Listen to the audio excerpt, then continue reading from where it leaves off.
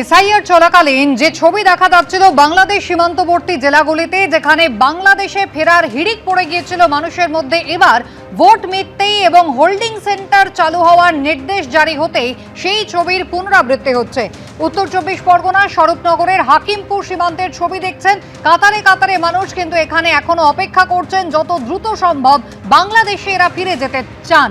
কথা বলবো, আমাদের প্রতিনিধি সমীরণ পাল রয়েছেন আমাদের সঙ্গে। সমীরণ, ঠিক এসআইআর এর সময় এই ছবিটা দেখা গিয়েছিল, ইতিমধ্যেই এসপিডিএমদের কাছে নির্দেশ পৌঁছে গিয়েছে স্বরাষ্ট্র দপ্তরের হোল্ডিং সেন্টার তৈরির, সেই কারণেই কি এই সক্রিয়তা, এই তৎপরতা? দেখো কুসুমিতা, উত্তর চব্বিশ পরগনা জেলার বিস্তীর্ণ এলাকায় ভারত বাংলাদেশ সীমান্ত রয়েছে।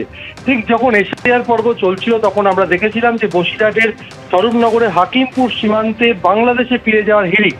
সেই সময় দেখা গেছে যে দেশের বিভিন্ন প্রান্ত, রাজ্যের বিভিন্ন প্রান্ত থেকে বাংলাদেশি নাগরিকরা যারা 4 বছর, 5 বছর, 6 বছর, 7 বছর, 15 বছর ধরে এই দেশে বসবাস করছিল, তারা যেহেতু ভারতীয় নথি না থাকার কারণে এসআইআর পর্বের সময় তারা বাংলাদেশে ফিরে গেছিলেন এবং সেখানে দেখা গেছিল যে ভোর থেকে লম্বা লাইন হাকিমপুর সীমান্তে এবং তারপর দীর্ঘক্ষণ অপেক্ষা এবং বিএসএফ এর তরফ থেকে তাদের সমস্ত নথি পরীক্ষা করার পর বাংলাদেশের বিজেপির হাতে তুলে দেওয়া হচ্ছিল।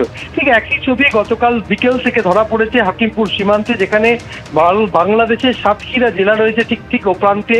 সেখানে বাংলাদেশের নাগরিকরা যারা এখানে বিভিন্ন কাজে কর্মে রাজ্যের বিভিন্ন প্রান্ত বা দেশের বিভিন্ন প্রান্তে বসবাস করছিলেন, যেহেতু রাজ্য সরকারের তরফ থেকে পরিষ্কার স্পষ্ট করে ঘোষণা করে দেওয়া হয়েছে যে কোনো অনুপ্রবেশকারীর জায়গা হবে এ রাজ্যে, সেই কারণে সেই সমস্ত অনুপ্রবেশকারী যারা কাজের সন্ধানে তারা এদেশে এসেছিলেন তারা সকলে ফিরে যেতে শুরু করেছেন।